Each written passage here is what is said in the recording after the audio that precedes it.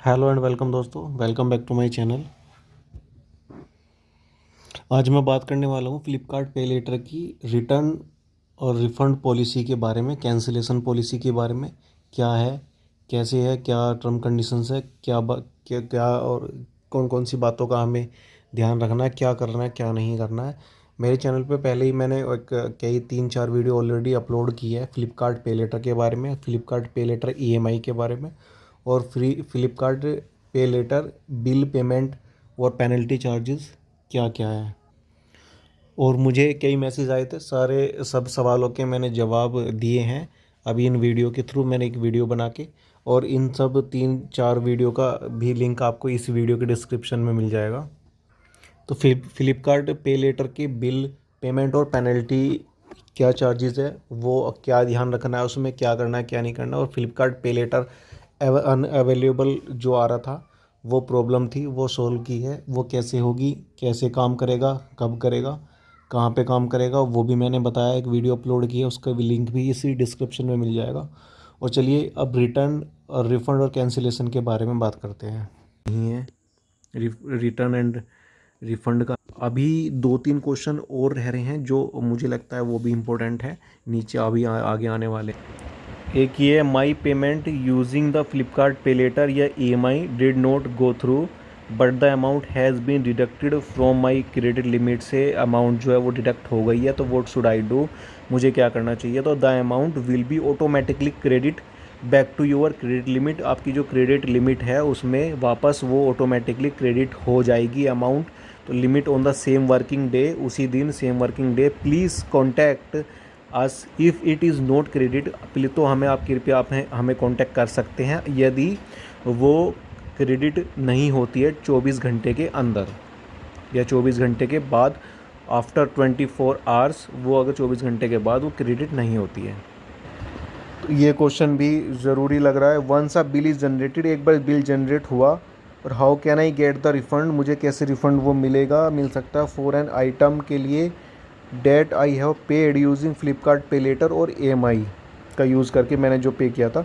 तो once your refund has been proceed successfully, अगर आपका एक बार रिफ़ंड सक्सेसफुली हो जाता है तो योर ड्यू अमाउंट, जो आपकी ड्यू अमाउंट है, विल बी ऑटोमेटिकली अपडेट हो जाएगी। अगर मान लो आपने कुछ घने सारे कोई कुछ आइटम ऑर्डर किया है, मंगाए हैं प्रोडक्ट, तो उसमें से आपने एक दो रिटर्न या कैंसिल कर दिए हैं, तो वो आपका जो उतनी अमाउंट का रिफ़ंड है वो अपडेट हो जाएगा ऑटोमेटिकली, जो आपकी ड्यू अमाउंट है, if you have not paid the bill already. तो after that you will need to pay the adjusted due amount only. और उसके बाद फिर आपको जो you will need to pay the, आपको एडजस्टेड ड्यू अमाउंट ओनली, जो आपकी ड्यू अमाउंट है एडजस्टेड जो हुई है वो, वही केवल उसी को ही पे करने की ज़रूरत है। I place a return request, मैंने एक रिटर्न रिक्वेस्ट प्लेस की, but the same was pending approval when my pay later या EMI bill not generated and what should I do now. तो please pay the total bill amount before the due date, से पहले आप total bill amount जो है वो bill pay कीजिए। And when your return request is approved by the respective seller, जो भी सेलर है वो रिटर्न रिक्वेस्ट अप्रूव्ड कर दी जाती है, तो ये रिफ़ंड विल बी इनिशिएटेड, आपको रिफ़ंड इनिशिएट हो जाएगा to the payment mode, same payment mode use to the pay the bill. आपने बिल पे करने के लिए जो पेमेंट मोड आपने यूज़ किया था वही उसी में ही रिफ़ंड हो जाएगी। पेनल्टी चार्जेस इफ़ एनी, यदि कोई हुआ तो विल नॉट बी रिफंडेड और एडजस्टेड, वो रिफ़ंड नहीं होगा, ये एडजस्ट नहीं होगा। हैंस और we request you to clear your dues on time. तो आपसे रिक्वेस्ट है आपसे कि आप अपने जो ड्यूज़ है वो टाइम पे क्लियर कीजिए। How do I get Flipkart smart upgrade. Next है am I eligible for Flipkart smart upgrade. ये कॉमन क्वेश्चन से नहीं है, इम्पोर्टेंट नहीं है। 2-3 क्वेश्चन और आने वाले हैं बस। एक क्वेश्चन ये है कि माई payment was not successful, what should I do. तो अगर मेरी पेमेंट सक्सेसफुल नहीं होती है तो मुझे क्या करना है। क्या करना चाहिए? तो in case your payment status is fail, अगर पेमेंट स्टेटस आपका फेल शो करता है, दिखाता है, तो your bill payment has not been accepted by the service provider के द्वारा, आप सर्विस प्रोवाइडर के द्वारा आपका जो बिल है पेमेंट नहीं किया जाएगा।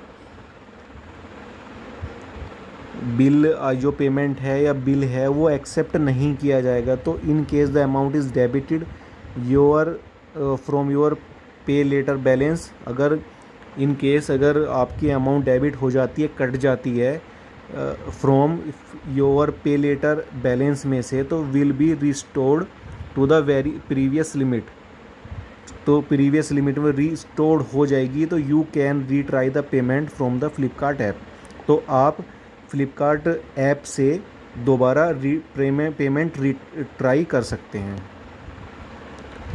What payment modes can I use for bill payment, तो यू कैन कौन कौन से आप बिल पेमेंट के लिए कौन कौन से पेमेंट मोड यूज़ कर सकता हूँ?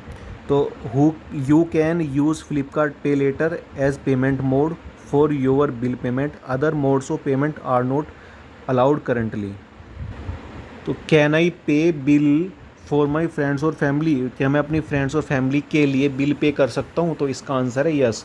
Yes, you can pay for any bill, कोई भी आप बिल पे कर सकते हैं by providing the correct input details, correct detail के द्वारा देने पर आप कोई भी अपना बिल या अपने फैमिली फ्रेंड्स रिलेटिव किसी का भी बिल पे कर सकते हैं। Why am I not able to find my service provider under the list of biller, ये थोड़ा सा, can I cancel my payment, तो क्या मैं अपनी पेमेंट कैंसिल कर सकता हूँ? No you can't, you can not cancel your bill payment once the payment is made, एक बार पेमेंट करने के बाद आप अपनी जो बिल पेमेंट है वो कैंसिल नहीं कर सकते।